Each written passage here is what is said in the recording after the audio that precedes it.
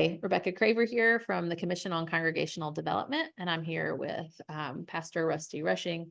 And we're going to hear a little bit about Little Church on the Lane and the kind of variety of ways that they use their church building and space in partnership with other folks. So Rusty, take it away. Can you tell us a little bit about what you do and how you use your space differently than you used to?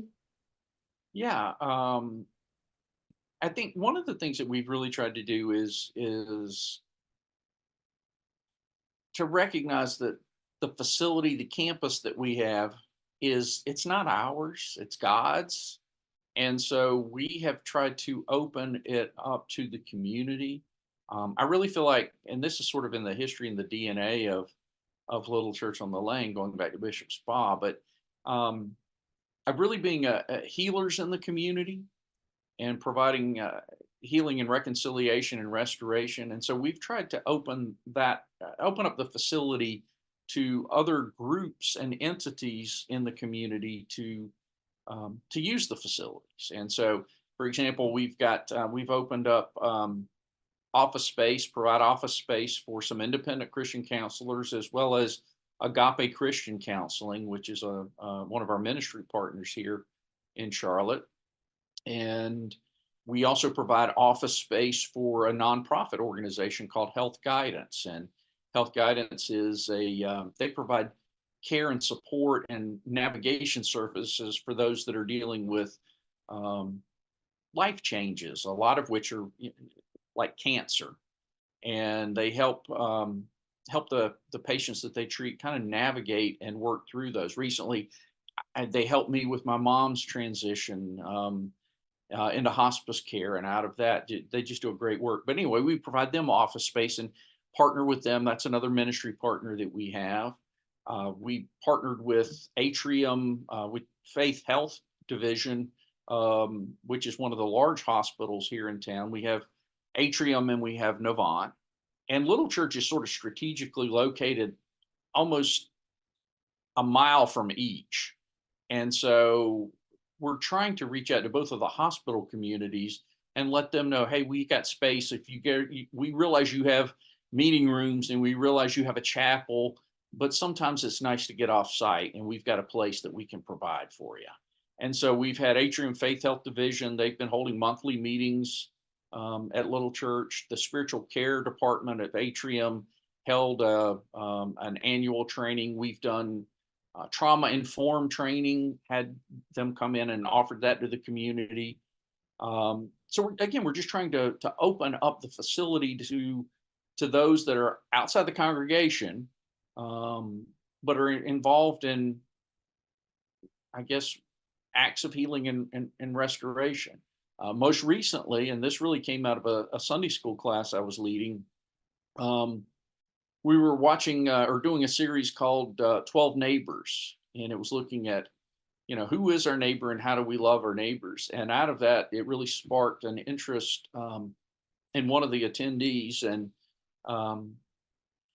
through that, she met with a group called Carolina Refugee Resettlement Agency, which is, they work with the State Department for refugees that are coming in to the U.S. from all over the place that are escaping persecution and war and all of those kinds of things. And they come here with literally the clothes on their backs. And so she reached out to them and said, how could we serve you? And they said, well, the one thing we don't have a clothing closet. And so we've established a clothing closet for the refugees now. And one night a month, we have a big meal. We feed those that come. We let them go into the clothing closet and shop for their clothes. They're all donated, but they get to pick out what they want. And we get to try to build community with them in the midst of this. It's a challenge because of the language barriers. I mean, we're dealing with people from the Ukraine, from Congo, all over the place. And so we do use Google Translate a little bit, but sometimes the language is a barrier. But the one thing that we all speak is love. And so they know they are loved when they come in there because we're serving them and providing for them and blessing them. And that's brought a new energy to the congregation as well, because they really are able to see the fruit of their efforts and what they're doing. So, and interestingly, um, when we did this, we didn't have space to do this.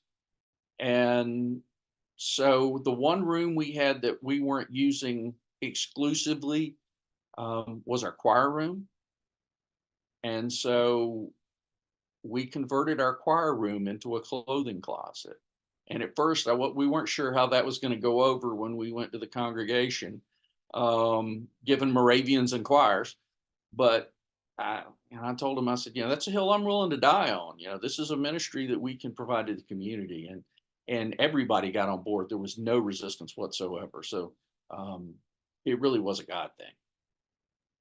That sounds really cool. And it sounds so lovely and full of life in the community. I think sometimes our church buildings once were much more active, kind of in a way, participants in our ministry, that we were using our building in a variety of different ways.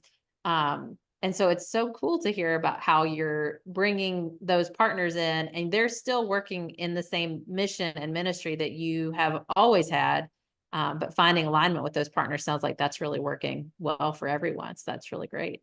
Yeah. And we're extending hospitality by inviting them in and empowering them to go out and do what they do best. And we've developed some great relationships with some of these nonprofits as well as the hospitals. And it's just, I'm excited to see what God has for us in the future. Yeah. That sounds like definitely a place to grow and to learn what those partnerships have to teach you long haul. So that's really wonderful. Well, thank you so much for sharing a little bit about how you're using your space differently. And I think to remind us that sometimes those conversations about what our spaces have been used for, they can be repurposed for new ministry, and bring a lot of joy, not just to other people, but even to us as we see the usefulness of the asset that we have in our spaces. Well, as disciples, we're stewards, and we are stewards of these facilities. So, like I said, it's not ours, it's God. So, how does God want to use it? It's a good place to stop. Thank you so much, Rusty, for sharing this story with us. And we'll look to hear more from you as things change, and maybe there are more partners out there yet to be a part of this. Amen. Thank you.